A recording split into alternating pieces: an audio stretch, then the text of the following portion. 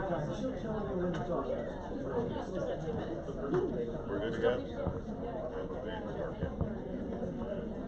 Well, we're going ahead and get started here tonight. Hopefully I didn't blow your eardrum out with that. To start off tonight, we'll have an opening prayer from Norma Therese.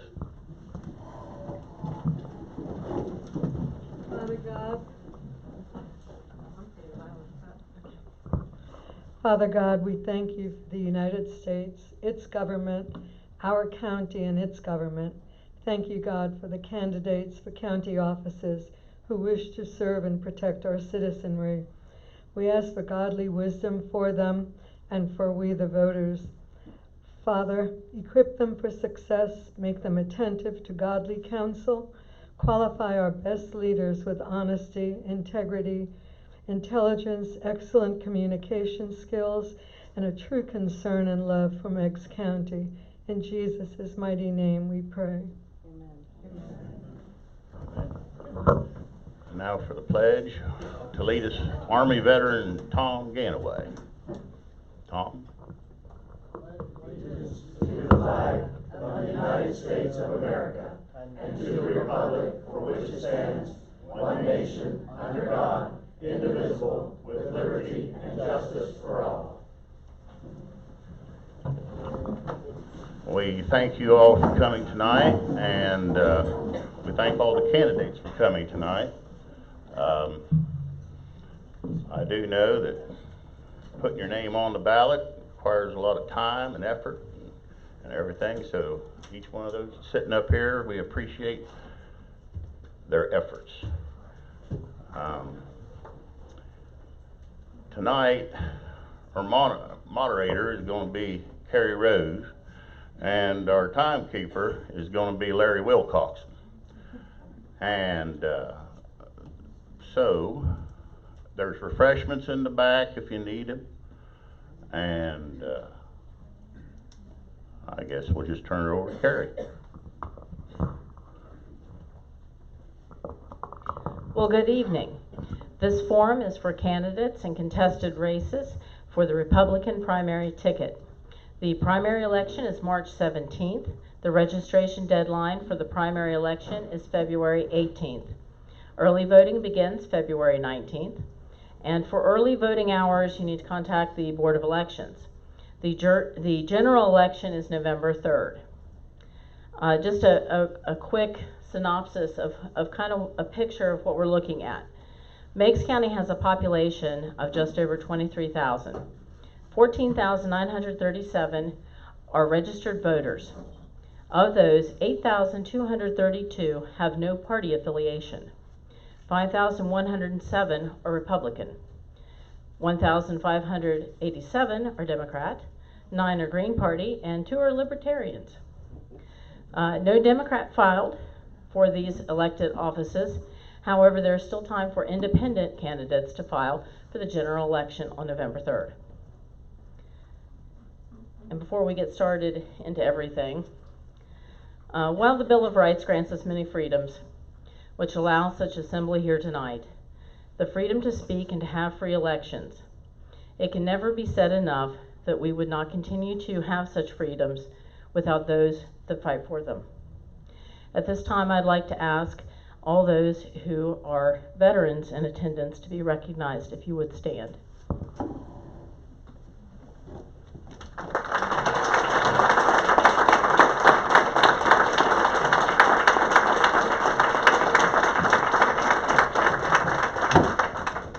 Thank you for your service. Questions will be asked of the candidates. They will have 1 minute to respond. At the 45-second point, you will see the yellow flag here. So you know you got 45 seconds, you better wrap it up. And then when you've run out of time, Larry will give you the red flag. You don't want the red flag. What comes after that? Yeah. Then you get me. And you don't want to mess with the red. You don't want to mess with the redhead. Okay? Just telling you. All right. No. We want to have a really good conversation here. We want to be respectful of each other's time. So when you've reached your 1 minute mark, get it wrapped up. I mean, if you're in the middle of a sentence, finish the sentence. All of the questions here have been submitted by MEG's independent press readers. We have quite a few for everybody, but we will be able to give you the opportunity at the end of the evening. We're going to do a very brief introduction, and at the end of the evening we're going to give you 2 minutes to be able to sum up. So if there's something that you feel like you didn't get to address, make a note of it, or just kind of keep it in the back of your head, and then you can address it at the end of the evening. And I think we're going to go ahead and do a very brief introduction of candidates. I do want to point out that there are 2 county commissioner seats. We wanted to make sure that we stress that there are 2 separate seats up. One is currently held by Randy Smith, and his challenger is Shannon Miller. And the other is currently held by Jimmy Will, and his challenger is Gary Coleman. And we have them at opposite ends of the table so that you can make sure to distinguish between the 2 seats. When we ask the county commissioner questions, they'll all be together as far as asking them, but that way it kind of makes sure you see which seat is which seat. And again, would ask that you keep your introductions very brief. You're going to have to share mics as we go along. So, and again, we want to have a very nice and respectful conversation so that we can inform the voters of who you are. So if you would, Mr. Coleman, would you begin with a very brief introduction? And we'll just go right down the line. Good evening, my name's Gary Coleman, lifelong resident of Meigs County, very proud of Meigs County. I've been obnoxiously proud before I think the hashtag was even invented. Been married to my wife next month, 25 years, and have raised 2 wonderful kids here in the county. So would appreciate your support this coming primary. My name's Jimmy Will. I'm the current county commissioner that took over for Michael Bartram nearly a year ago now. I have lived here and worked here in the county nearly my entire life. I really enjoyed everything about this county and working here. I worked at Shade River Ag Service through high school, went on to pursue a nursing degree. I've worked at the Holzer Clinic and Holzer Emergency Department full-time until my appointment, which at that time I quit my full-time job as a registered nurse, and I'm now your full-time county commissioner, which I really enjoy. Looking forward to a good debate tonight. I encourage competition. I think of it as like a sharpening stone. It can only make us better. So look forward to this. Thank you all for coming. Thank you to the Tea Party. Good evening, my name is Adam Will. We do know each other, but I am running for Meigs County Recorder. I'm a lifelong resident of Meigs County, just living down the road from the farm that I grew up on. The last 8 years, I've had my own property research business where I've traveled the state and a few other states doing research for oil and gas companies, lawyers, and so on. In that time, I've learned a lot about our recorder's offices, and I really love coming into the Meigs County Recorder's office. Every time I'm able to be there, something special about it. I want to serve people. I want to help make Meigs County the place that we all know it is in our heart, and I look forward to our debate tonight. Mike, we'll get the other mic down there. I'm Huey Eason, running for recorder with these 4 guys up here. Born and raised in Meigs County, live out Chester Township with my wife 26 years, Susan, and our son, Bostic. I love Meigs County, been in the surveying business for years. Most of you know that, over 20 years. So tons of experience pulling deeds, reading deeds, interpreting deeds. And I'll be full-time, and I love Meigs County and appreciate the support. Good evening, everybody. I'm Tony Carnahan, also one of the 4 running for recorder.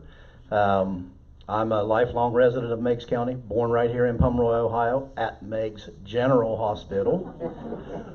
That dates me, doesn't it?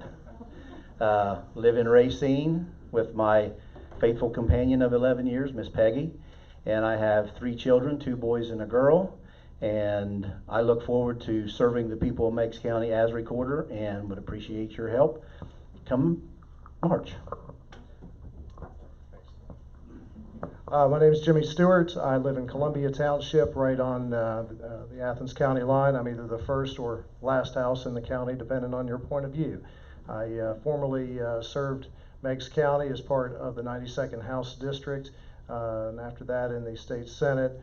Served on the Board of Election. This is one of the 2 Republican representatives here in Meigs County over the last 4 years, but I had to step down because you can't run for office and count the votes at the same time. So running for Meigs County Recorder, and I would appreciate your support. Thank you all for coming out tonight.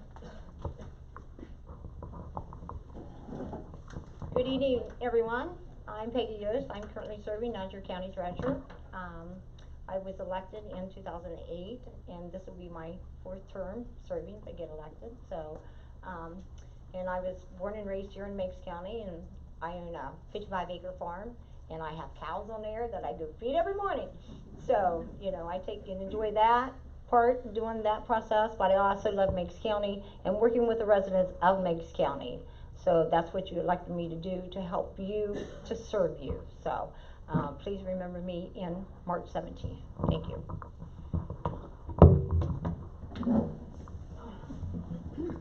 Good evening. I'm BJ Smith Christine.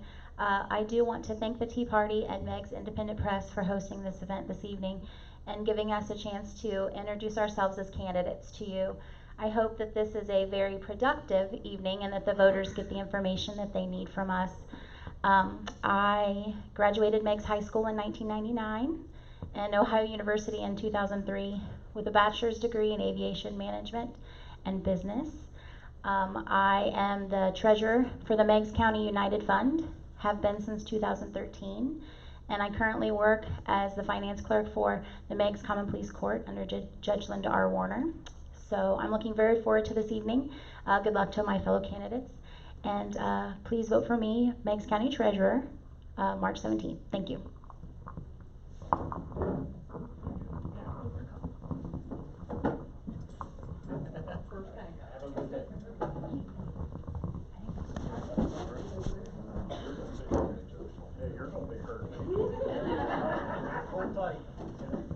I'd like to thank the Meigs Independent Press and the Tea Party for hosting this event tonight. My name is Shannon Miller. I've lived in Meigs County now going on 22 years with my wife, Lori Miller, that I've been married for 28 years.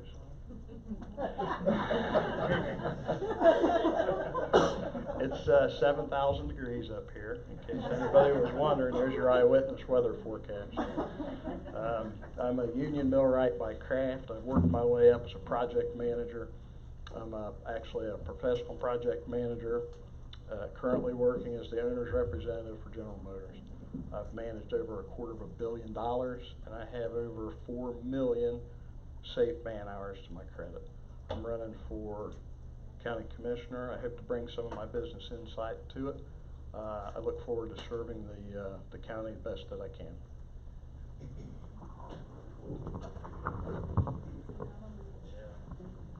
That's all right. We'll figure it out.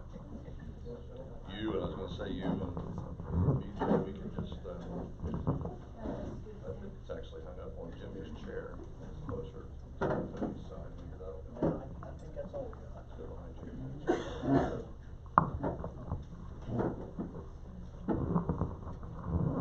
There's more wires back here than on stage at a rock concert. My name is Randy Smith. What's that? No, there's not. Well, for the people that would know that, right? More wires than I'd like to see, especially when you can't see where they're going. My name is Randy Smith. I'm currently in my second term as county commissioner. First elected in 2012, and then re-elected in 2016.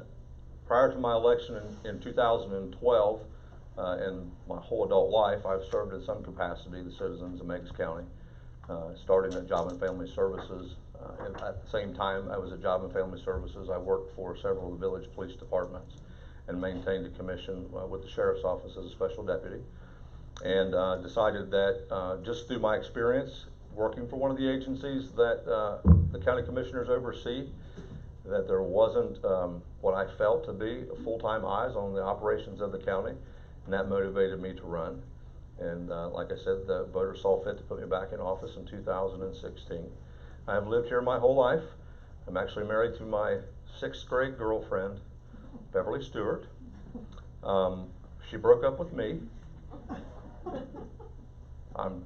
Hey, I got an audience, I'm gonna tell them that you broke up with me. I didn't break up with her. Together we raise our 4 kids here in Meigs County. The oldest will be 20, and the youngest is 10. So we have our hands full at home.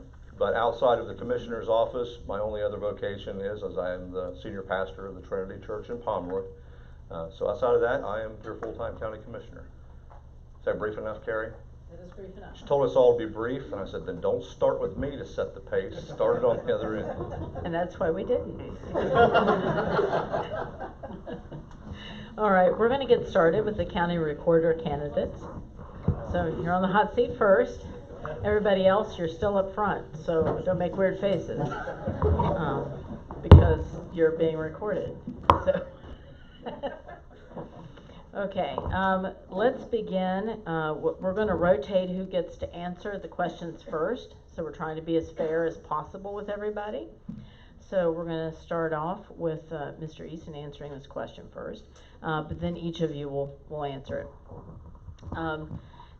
If you need a question repeated, just go ahead and ask me, but I'll just say it once and then you guys can, if you need it repeated, I will repeat it.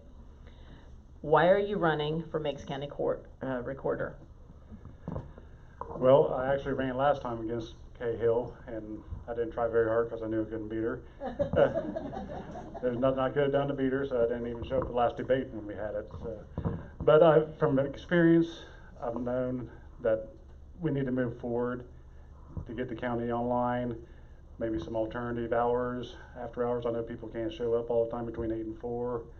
I just want to see Meigs County move forward. I know the recorder's office, I've been in there hundreds of times, pulled thousands of deeds, read thousands of deeds, know the importance of the accuracy of the indexes, and I just want to see Meigs County move forward. We're in the 21st century, 20 years in, we need to act like it.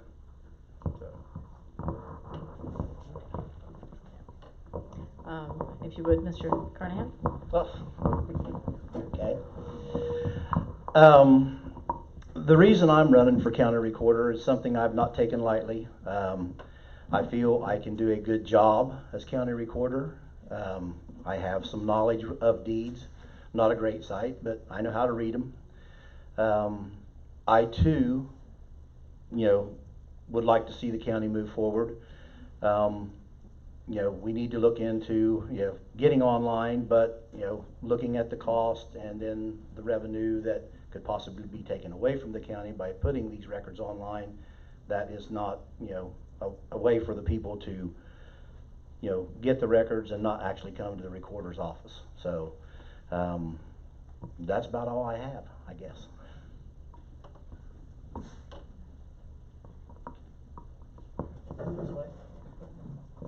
I'm running for county recorder because I think, as most of you know, Kay Hill is retiring after 16 years and actually has spent 38 years in the recorder's office. And during that 38 years, there's been a lot of change and improvements in that office. And to carry things forward, I'd like to see us build on the improvements that have been made over that time period, operating in a very, very tight budget, a very, very limited appropriations every year. I'd like to move forward and try to upgrade the technology in the office. And I think all of us, all 4 candidates would agree with that. The question becomes, well, where do you get the funding? Because that's been the issue for years. And as you've seen here in Meigs County in just the last year or so, with the Board of Elections, for example, that I served on, we actually got several $100,000 in an appropriation from the state to buy that. Most of that equipment was paid for with state dollars. And then more recently here in the county courts, clerk of courts, where you've seen a significant state dollars from the Supreme Court that many of you probably just read about to upgrade their technology. And what I would intend to do is, because I've been there, is work with our current state representative and state senator, as well as representatives of other small economically depressed counties, to get an appropriation in the state budget to assist those type of counties with upgrading their technology in the recorder's office. And I'd also like to work with the Voinovich School and Ohio University to perhaps send down some manpower resources to try to improve that as well. Thanks. Thank you.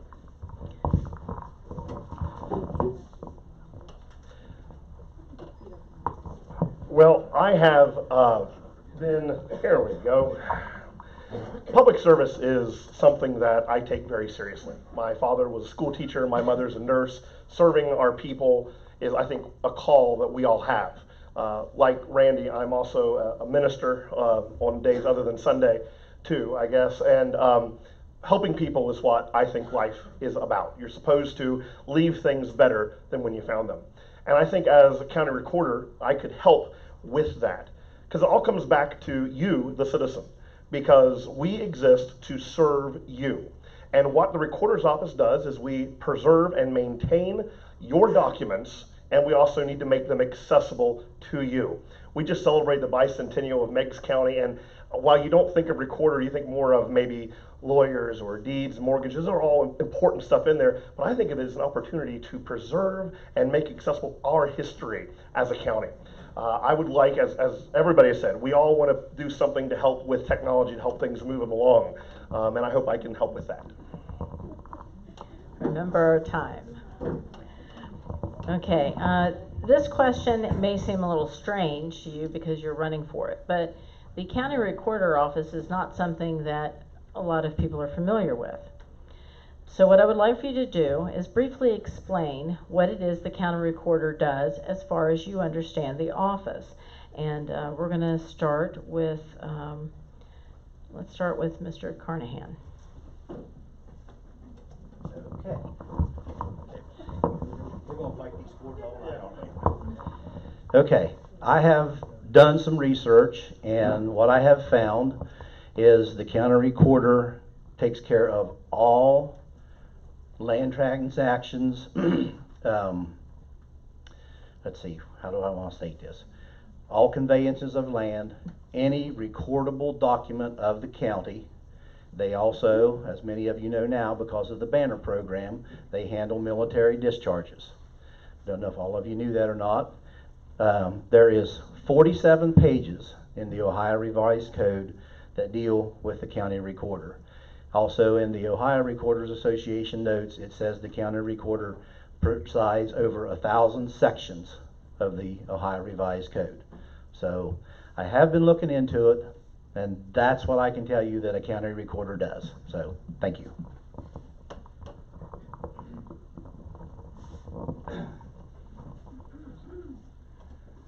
Like they said, like Tony said, the main thing is recording deeds, but is to also affidavits, military discharges. The county recorder's in charge of the microfiche history, and I'm sure a lot of other stuff. Budgeting for the recorder's office, managing the employees, their vacation time off, and I'm sure there's other things that slip in my mind right now. I'm not good under pressure. I'm not a public speaker, so we'll let one of the other guys talk.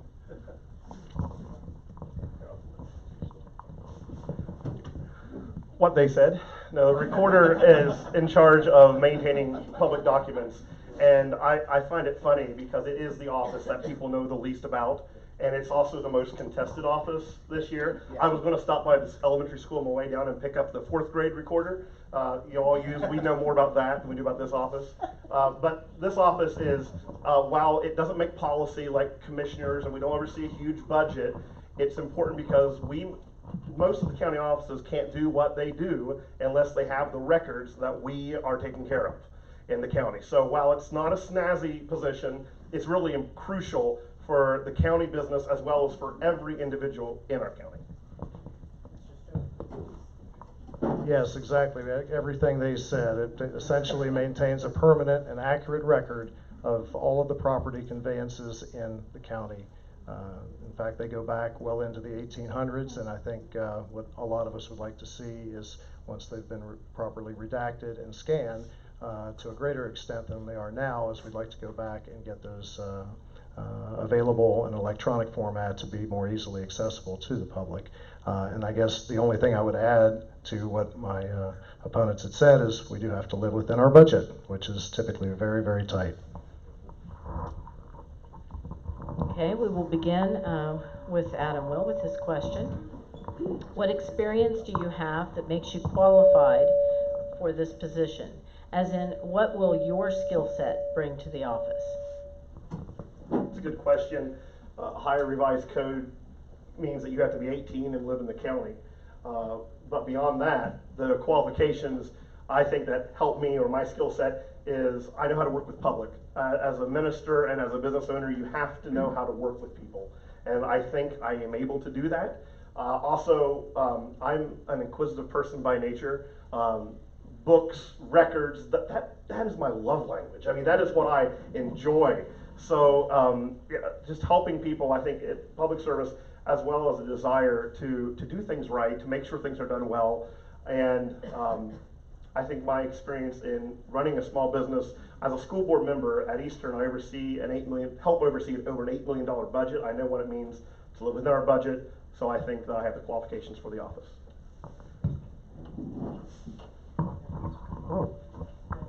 Me? I thought we was going down the line.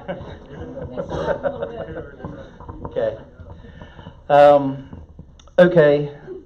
Skill sets. I enjoy working with the public. I am a member of the Farm Bureau, big organization. I currently am the chairman of the Board of Supervisors for the Meigs County Soil and Water Conservation District. Anybody that is involved with agriculture knows what that is. We own and operate a small farm just outside of Racine, and I know how to work within a budget, which that seems to be one of the topics here this evening. You have to stay within your budget, and you know, I enjoy working with people. I'm a public person. Linda's sitting back there shaking her head because we have been in plays with the River City Players together, so we enjoy working with the public. Thank you.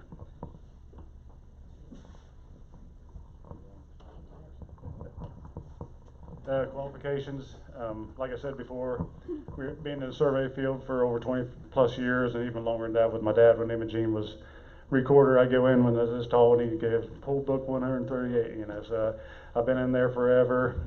I know the records, I know how to interpret all the records, and that's just, I just know the office. I know how to work within a budget. You know, I was a treasurer, CEO of our company, CFO, all that. I did it all, working with the public. I didn't think I'd like going door-to-door politicking. I hope I can get everywhere to everyone out there, but I probably won't. But the public, I love the public. I love Meigs County, and just want to see it move forward.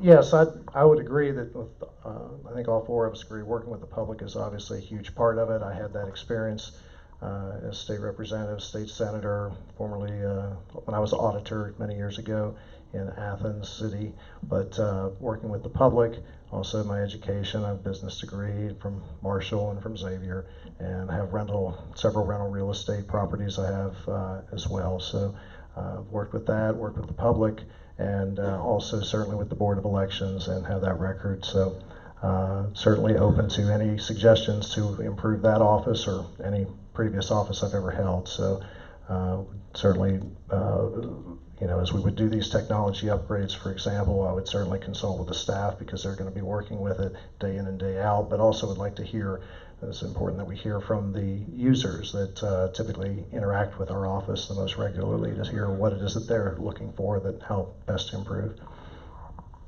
This question goes right back to you. I'll just stay here. I'll just stay right there. Small government is part of the Republican Party platform, and this is a Republican candidate debate. In the county recorder office, what are your plans to actively be part of that platform of small government? Thanks, that's a great question. The county recorder's office, and I don't have this right in front of me, but lives on a very, very meager budget. Does not have a whole lot of revenue coming in.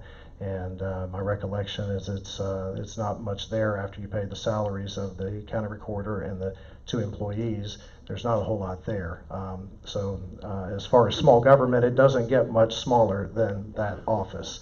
In fact, if you don't believe me, come visit sometime. It's pretty small. So certainly within those principles, but then also you have to look to, as I said earlier in my remarks, about how we're going to get the resources to do these technology upgrades. Well, we already have a state government. We have a state budget. We have a state rep. We have a state senator. So you try to utilize those folks to help get those dollars back here to Meigs County. Everybody here pays state sales taxes and other state taxes. And so it's important we try to get those dollars back. So that's, that's part of it, to get those resources that we're already paying for. Okay, we'll go back with Mr. Will. Understanding that all four of you have never been in this office before, so I will, oh, I'm sorry, did you not answer that question? He was the only one, I think, that answered the question. That's okay. I mean, I'm sorry. No, you're I fine. apologize. I'm sitting here going, all right, we're jumping right down the line. I'm trying to move this debate along. They told me to hurry up. Go ahead. No, go ahead and answer that question, yes. I think that there's nothing in the Ohio Revised Code that mandates, or the state constitution, that mandate that elected officials work in their office from 9 to 5, Monday through Friday. I think one of the things we see in Meigs County now that we didn't see before is we see, for the vast majority of our elected officials, they're showing up and doing the work, even though it's not required. I think that is good because that saves the taxpayers money. We only have 2 deputies in the recorder's office. So the problem is, if you don't have a recorder who's there, if somebody is ill or somebody is sick, then I've seen many times where either Elizabeth or Mary was trying to run the whole thing by themselves. And I think part of small government, part of efficient use of taxpayer dollars, is making sure that our officials are working as much as they are able to for the county. Mr. Eason? I agree with these guys. But yeah, small government, small county, small communities, everybody knows each other. I believe I know it's not the law, but every public official should be full-time. They're getting paid full-time. I'd be full-time. The ladies know I'd be full-time. And that's what I think the county deserves, and taxpayers. I guess I'll go next. What was it Jimmy said? Yeah, what they said. I too, now I'm going to trip you up here a little bit, because I will be the full-time recorder, but I'm only going to be there 5 days a week. Okay? I'm going to use my Saturdays and Sundays for something else. But again, small government, staying within the budget of the recorder, that is, we have to. I know there's funding that's probably available, but we have to look at ways to get that funding to the county to do these upgrades that are needed. So we have to work together as a community, small government. Like Huey said, everybody knows everybody in the county, and if you don't, wait a little bit and you will. Thank you.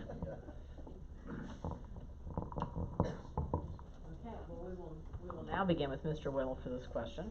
I'm trying to jump ahead. And again, understanding that none of you have been in this office. If you are elected, what do you believe will be the greatest challenge you will face in the office? I think the greatest challenge is going to be trying to accomplish all of us have said we want to put online or things that's going to be the greatest challenge is doing that with funding. There's all sorts of different ways you could do that, but I think it's going to be the biggest challenge. And my promise is that if I don't get it done in 4 years, I'm not going to be running for re-election, so there's no sense in me standing up here again. But that will be a challenge. There's several counties who have done it by getting taxpayer dollars. There's several counties in Ohio who have got online by using oil and gas companies to help raise revenue or paying a fee. That's going to be the challenge. There's a lot of good ideas on how to do it, but I think that's going to be, at least for me, that'll be the biggest challenge of finding ways to adequately do that. Okay, just want to go right down the line. I agree with him. It's a money thing. Getting it online, not getting the initial from 2004 or 2007 to present, the images and the indexes from 94 to now is not that big of a challenge. There could be private donors, or money could be secured fairly easily. But I want to move backwards, keep moving backwards as we can. I know it's going to be a slow, tedious process and costly. But there's like Mr. Stewart said, there's funding available that would help that immensely. So that's the biggest challenge, the small budget and make money work. That's it. Ditto. My greatest challenge is going to be, having never been around the office, is learning the inner workings of the office, how it ticks, what makes it work. And, given the opportunity, I really look forward to doing that. Again, staying within our budget, looking for ways to, upgrade, modernize the recorder's office. That's some of the greatest challenges I think we face. Yeah, I think we all agree on that. I guess the one thing I would add is it's kind of intimidating knowing that you're possibly going to replace someone who's been there for 38 years. And you're not going to learn that on the first week or two on the job. There's a lot to that office. Fortunately, she's trained some, both girls in the office done a great job, and as far as knowing what goes on. And I think for any of us, whoever is elected is ultimately going to have a big learning curve ahead of us to learn all the intricacies. I mean, as we talked about as far as all of us know, what this office involves, it's going to be a big learning curve, I think, for quite honestly any of us to try to replace someone who's been there for 38 years. I did get that right, didn't I, Kay? Okay. Okay, and this will be our last question for the recorder candidates. And we'll start with Mr. Carnahan for this one. What changes would you make in the recorder office? I'm going to use a good one that my father always said. If it ain't broke, don't fix it. Ditto. I don't plan on changing anything, no personnel changes, I'll be there full time like Kay is, and just keep on keeping on.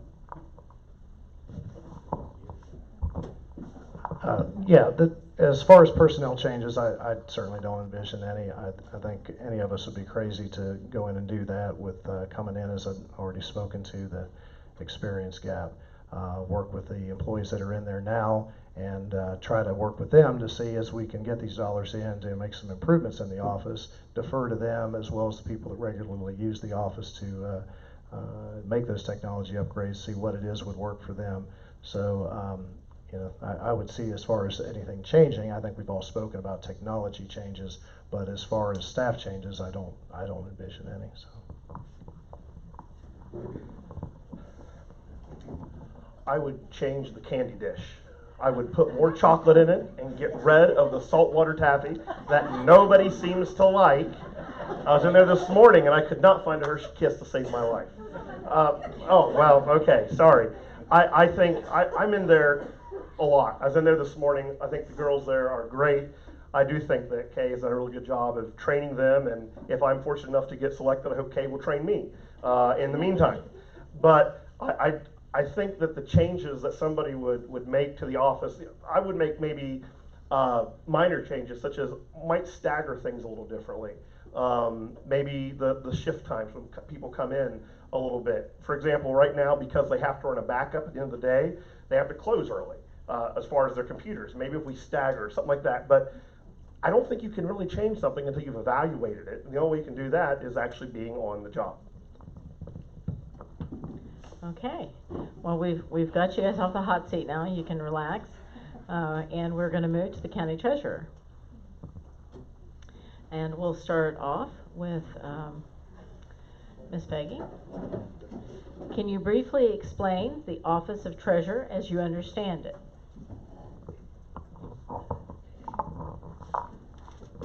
Well, the county treasurer has a lot of duties.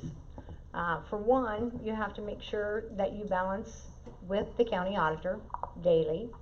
You have to make sure that you are in balance with your checkbooks. You have to make sure that your pool collaterals are balanced.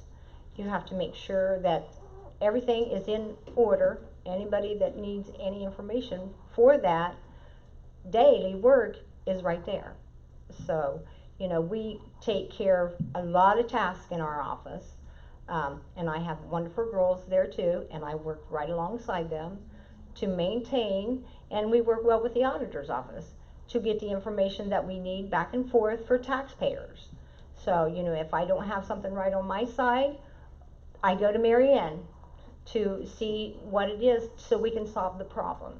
So that's how we do it.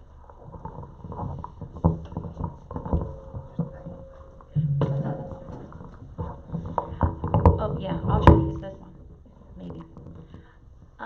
that is that's a question that Peggy obviously can answer a little bit better than I can, considering she's been the treasurer for a while now. That's right.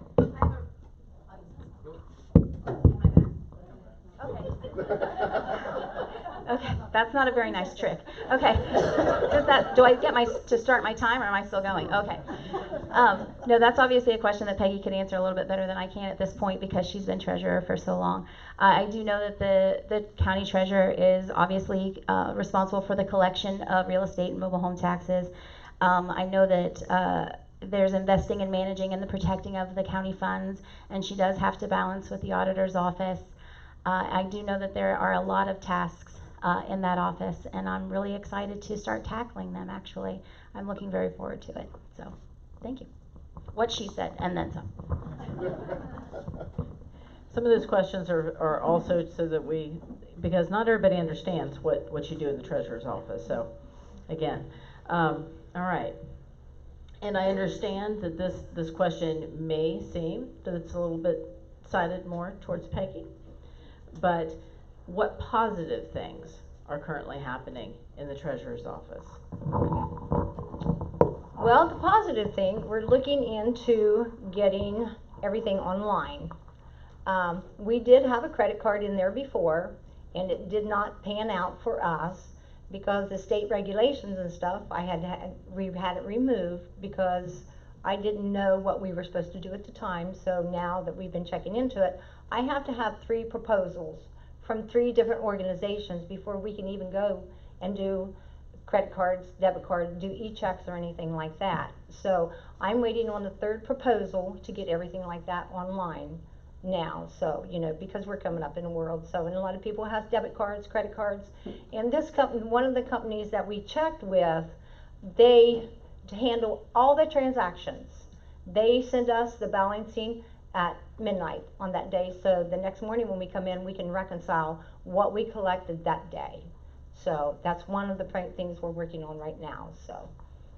All right, we'll try this again. I think some of the positive things that are going on in the treasurer's office right now are, like she said, hopefully getting things online, because I think that that's going to be very, very beneficial to the people who are trying to pay their taxes. And I also think another positive thing is I know that they're working with a contract for, I believe it's taxis that to come in and do some of the collections of the delinquent taxes that we have, and I think that's a great step forward.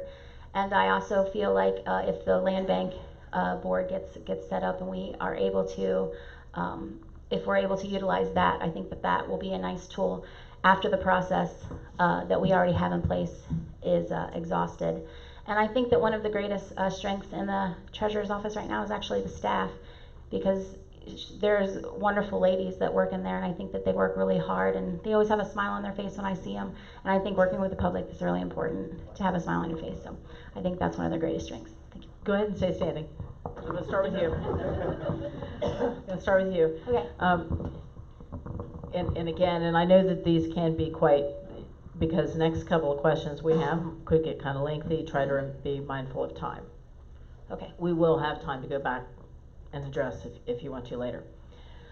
What is the greatest challenge facing the treasurer's office? That's a very lengthy question. I think the greatest challenge for the treasurer's office right now is probably the collection of the delinquent taxes that we have in Meigs County. It's an enormous amount.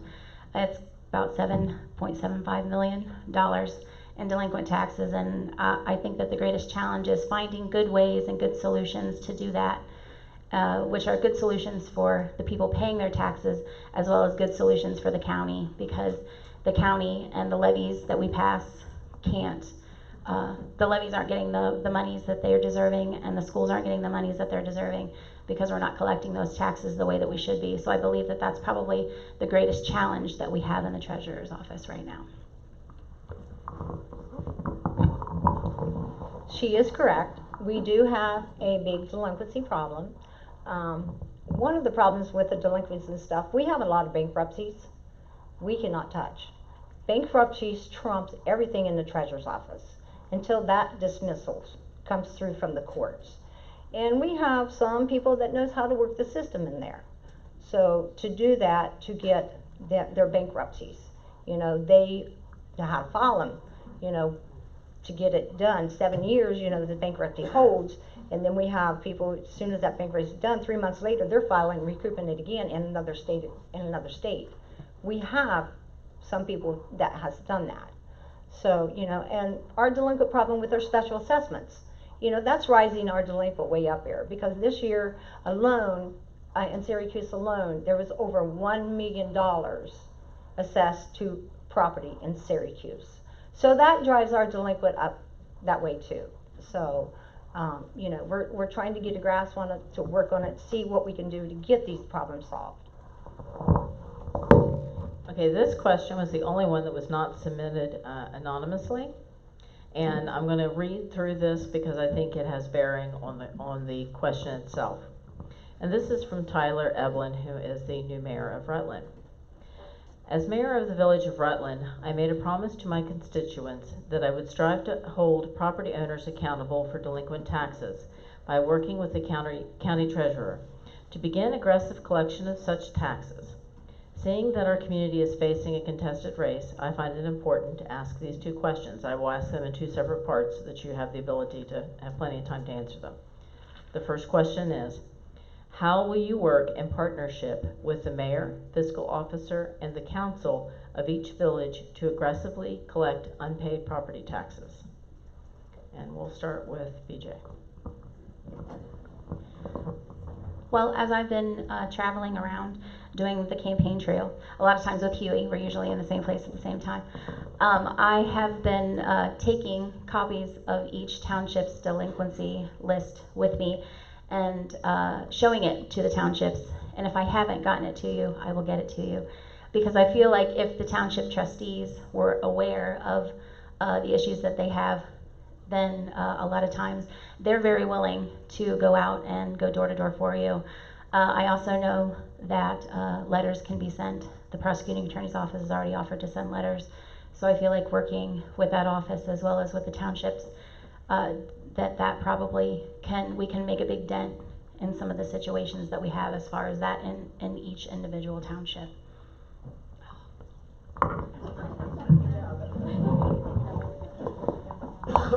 Yes, we do send out letters to each individual township, to people and stuff, that people request, you know, why ain't something done with this, you know. We have thousands of them, you know, that are delinquent. And we have over $3 million worth that has no addresses for these people that we send out. So there's a problem there that we, you know, to work with these communities and stuff, to have them, you know, if you know somebody on that list and stuff, have them contact us and see if, you know, if you have an address. That's the problem, because the post office returns it back to. We need to address those problems. And yes, I will work with the communities, through the villages and township stuff too. So, you know, we're all a community. We all should work together instead of spatting at one another and stuff. That's not who we are. You know, we work with everybody. We are all the same, you know. So, and we want to try to help our community itself. So, you know, that's what we need here in this town. So, you know, and I'm gay, so. Okay, and the second part of the second question he had was, in what ways will you deliver a transparency platform which will allow residents and public officials of those communities to verify and display the progress of such collection? We'll start with Peggy. Well, the progress we have, I have a Facebook page in our office. Anything that contains, that we do in there, any tax sales, delinquent tax sales that we have, is posted on our Facebook page. So, and then any information they want, you know, they can call or come in and we'll give them their printouts or whatever they need, you know, for them to do that. Because it's all public record, and, you know, you can come in and get it anytime. You know, if I'm not there, you know, because I'm gone some with my mom now since she has cancer. We've been taking her. But my girls will help you. They are so wonderful. They are the best girls in the world. Well, I'm actually really glad that Mr. Evelyn decided to use transparency, because that's one of the things that I've been speaking about everywhere I go. Transparency of office is extremely important, because when it comes to people's money, transparency is extremely important. Everybody wants to know where their money is, and they want to see where it's going and how it's being spent. And so I think that transparency with the Facebook page is very good. Social media is a wonderful outlet that we have now. Putting everything online will increase that transparency tremendously. And the phone calls, letters, I think making sure people know that that list is out there is going to be really important. And asking questions. And I think transparency is honestly is one of the most important things I think in an office like this, because everything needs to be out in public so everybody can see it. So. And then our favorite question of the night: small government is part of the Republican Party platform. In the county treasurer's office, what are your plans to actively be a part of that platform of small government? Well, can we just say what the recorder said? No. Okay. Small government in the treasurer's office. It is Meigs County. It is a very small community, and I think one of the things, getting everybody to work together, getting all of your friends that you know they're on that delinquency list, get them to call in so that they can pay their bill, so that schools can have money, which is what they need.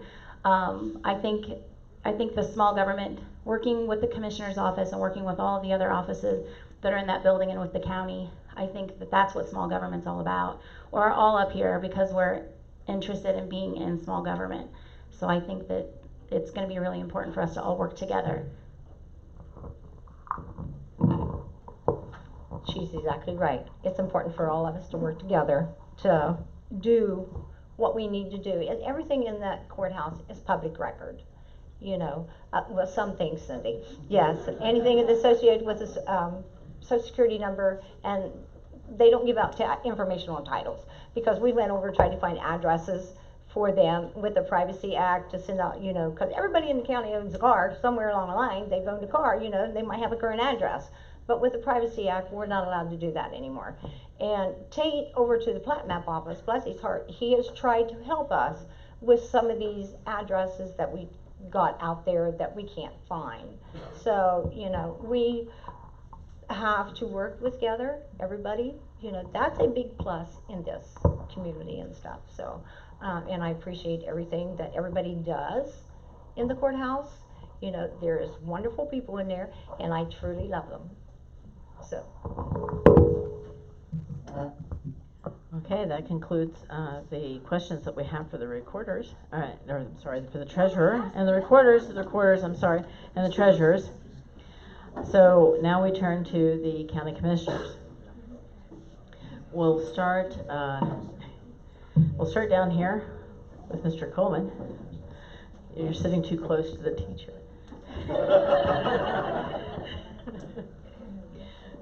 What do you plan to do to address the ongoing opioid crisis in Meigs County, with the understanding that there are limited powers that the county commissioner's office has to address that? But how would you address that from the county commissioner's office? Well, that's a good question. It's 7,000 degrees up here, I think someone said. Is that yellow flag up yet?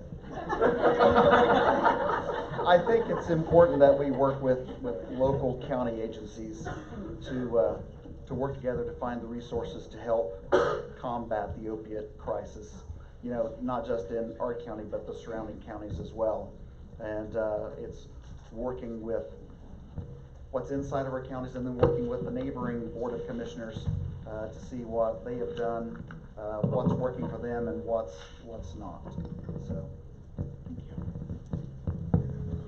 Can you ask the question one more time? Okay. I'm sorry, I saw this hospital sock up here laying, and I kind of got wasn't expecting to see that there tonight. This is what they look like. I hope it's a long time before you have to wear one. We're using that to muffle the sound there of the microphone, with the understanding that there is limited authority that the county commissioners have. Very limited. What do you plan to do to address the ongoing opioid crisis in Meigs County? Well, you know, I'm very close with the opioid crisis. Like I said in the opening, I've worked in the emergency room here for 5 years or since it opened, and it is a problem. Opiates are a problem. There's not many families, obviously, that haven't been touched in some way by opiate abuse. We are continually working and looking and trying to be proactive in any help or counseling services that are available, and there are many. But when you ask that question, you get back to the opiate problem. You know, it also has to do with the person. The person has to really want to quit using opiates. It's just like an alcoholic or someone that smokes. They really have to want to quit inside of them. And those resources are available for those individuals. Most of them are rehabs, a lot are inpatient, some are outpatient. The state funding for people that voluntarily go into inpatient rehabs has been increased, and it is better. I don't have time to answer the question fully, but we have also been working with the state on opiate rehabs. Thank you. Mr. Miller? Yeah, that's a long answer. Education will go a long way with kids. They do a lot with 4-H is actually